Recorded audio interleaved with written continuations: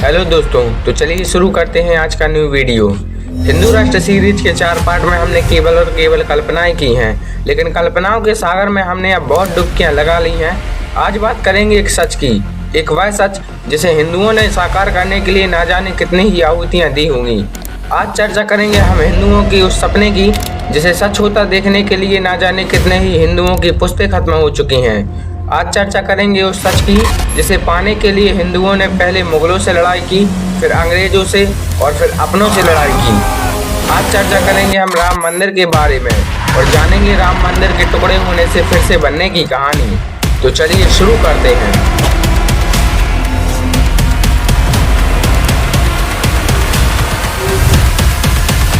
तो दोस्तों तैयार हो जाइए इतिहास की सैर करने के लिए।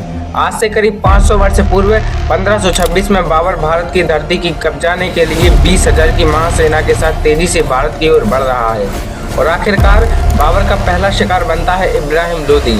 26 अप्रैल 1526 को बाबर और इब्राहिम लोदी की भयानक लड़ाई होती है और आखिरकार इब्राहिम लोदी युद्ध हार जाता है और बाबर के कदम अब भारत की धरती पर पड़ चुके थे। बाबर के साथ आया था इसका सेनापति मीर बाकी। जहां एक तरफ बाबर का सपना था भारत को लूटना, तो वहीं मीर बाकी का सपना था भारत को कब्जा करके मुगलिया सल्तनत की नींव रखना। और आखिरकार मीर बाकी की बातों में आकर बाबर ने भारत पर कब्जा जमाए रखने का निर्णय लेता है। मीर बाकी एक कट्टर इस्लामिक शासक था, जिसकी वजह से वह बाबर की सेना में सेनापति का ओहदा प्राप्त किए हुए था। मीर बाकी यह जानता था कि भारत में इस्लाम को पूरी तरीके से अगर फैलाना है तो भारत की जो धार्मिक धरोहरें हैं उन्हें नष्ट करना होगा। मीर बाकी बाबर को खुश करना चाहता था, इसलिए उसने 1 साल बाद राम मंदिर को तोड़कर 1527 में बाबरी मस्जिद का निर्माण करवाया। और यहाँ से शुरू होता है राम मंदिर निर्माण का खूनी सफर, जहाँ कई हिंदुओं की लाशें बिछ गईं। जब मंदिर तोड़ा जा रहा था तब जन्मभूमि मंदिर प्रसिद्ध महात्मा श्यामानंद जी महाराज का अधिकार था। उस समय भीटी के राजा मेहताब साहब बद्री नारायण ने मंदिर को बचाने के लिए बाबर की महासेना से युद्ध लड़ा। कई दिनों तक युद्ध चलता रहा और अंत में हजारों सैनिक वीरगति को प्राप्त हुए। इतिहासकार कहते हैं कि जब मीर बाकी मंदिर तोड़ रहा था तो करीब 1,74,000 हिंदुओं की लाशें बिछ चुकी थी, लेकिन वह अपने मंदिर तोड़ने में सफल रहा। उस समय अयोध्या से 6 किलोमीटर की दूरी पर सनेतु धाम के एक गांव में पंडित देवी दीन पांडे ने वहां के आसपास के गायों सराय, सिसिंडिया, राजपुर आदि के सूर्यवंशी क्षत्रियों को एकत्रित किया और फिर से युद्ध लड़ा और पंडित देवी दीन सहित हजारों हिंदू शहीद हो गए और बाबर की सेनाएं जीत गईं।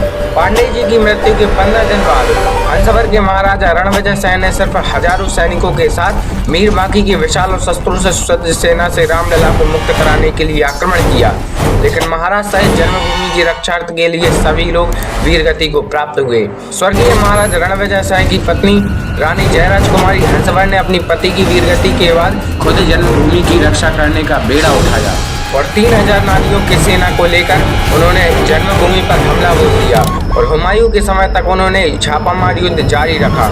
इसके बाद स्वामी महेश्वरानंद ने सन्यासियों की एक और सेना बनाई। रानी जयराज कुमारी हंसवर के नेतृत्व में यह युद्ध चलता रहा, लेकिन हुमायूं की शाही सेना से स्वामी जी और जयराज कुमारी की महासेना परास्त हो गई और इसके बाद स्वामी जी और जयराज कुमारी युद्ध करते हुए वीरगति को प्राप्त हुई। मुगल शासक अकबर के काल में भी शाही सेना हर दिन के इन युद्धों से कमजोर होती जा रही थी। अतः अकबर ने बीरबल और टोडरमल के कहने पर खसके टाट से उस चबूतरे तक 3 फीट का एक छोटा सा मंदिर बनवा दिया। अकबर की इस कूटनीति से कुछ दिनों तक जन्मभूमि में रक्त नहीं बहा और यही क्रम शाहजहां के समय पर भी चलता रहा। और फिर आया औरंगजेब का काल। औरंगजेब के काल में भयंकर दमन चक्र चलाकर उत्तर भारत से हिंदुओं की संपूर्ण सफाई के संकल्प लिया गया। उसने लगभग 10 बार अयोध्या में मंदिर को तोड़ने का अभियान चलाकर यहाँ के सभी प्रमुख मंदिरों और उनकी मूर्तियों को तोड़ डाला। औरंगजेब के समय पर समर्थ गुरु श्री रामदास जी महाराज के शिष्य श्री वैष्णवदास जी ने जन्मभूमि को मुक्त कराने के लिए 30 बार आक्रमण किए। इसके बाद नासिरुद्दीन हैदर के समय में मकरई के राजा के नेतृत्व में जन्मभूमि को पुनः अपने में मिलाने के लिए हिंदुओं ने करीब 3 बार आक्रमण किए, जिसमें बड़ी संख्या में हिंदू मारे गए। इस संग्राम में भीती, हंसवर, मकरई, खजूरहट, दियरा, अमेठी के राजा और गुरुदत्त सिंह आदि सम्मिलित हुए थे। हारती हुई हिंदू सेना के साथ वीर चमटाधारी साधुओं की सेना भी यहाँ मिली और इस युद्ध में शाही सेना को हारना पड़ा। ये थोड़ी खुशखबरी की बात हुई, लेकिन यहाँ पर एक लेकिन निकलता है। जन्मभूमि पर पुनः हिंदुओं का कब्जा तो हो गया, लेकिन कुछ ही दिनों बाद विशाल शाही सेना ने पुनः जन्मभूमि पर अधिकार कर लिया। इसके बाद सन 1800 में नवाब वाजिद अली के समय पर हिंदुओं ने जन्मभूमि को पाने के लिए पुनः आक्रमण किया। 2 दिन और 2 रात युद्ध चलने के बावजूद हजारों हिंदुओं की बलि देने के बाद हिंदुओं ने श्री राम जन्मभूमि पर कब्जा कर लिया। इतिहासकार कनिंघम लिखता है कि ये अयोध्या का सबसे बड़ा हिंदू मुस्लिम दंगा था। हिंदुओं ने अपना सपना पूरा कर लिया और औरंगजेब द्वारा विध्वंस किए गए चबूतरे को फिर से वापस बनाया। चबूतरे पर 3 फीट ऊंचे खसके टाट के एक छोटा सा मंदिर बनवा लिया, जिसमें पुनः रामलला की स्थापना की गई।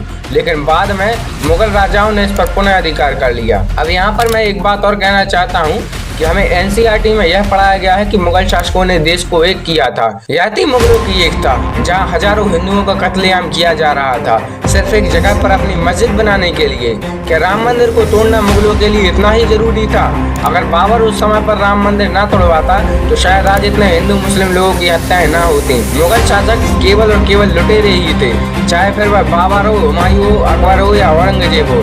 ये सब के सब हिंदुओं को खत्म करने के उद्देश्य से ही भारत आए थे और भयानक धर्म परिवर्तन करवाया। जो मुस्लिम आज मंदिर का विरोध कर रहे हैं वह भी एक समय पर हिंदू ही थे, लेकिन उनके पूर्वजों ने मुगलों के अत्याचार की वजह से इस्लाम धर्म कबूल किया। हालांकि हमें उससे कोई मतलब नहीं है। देश में हिंदू मुस्लिम दंगे ना हो, यही हमारे इंडिया फ्यूचर परिवार का सपना है। यह वीडियो 2 पार्टों में रहेगा और अगले पार्ट में हम जानेंगे मंदिर को पाने की राजनीतिक लड़ाई के बारे में। मिलेंगे एक और नए वीडियो के साथ, करेंगे किसी और न्यूज का पोस्टमार्टम। तब तक के लिए जय हिंद।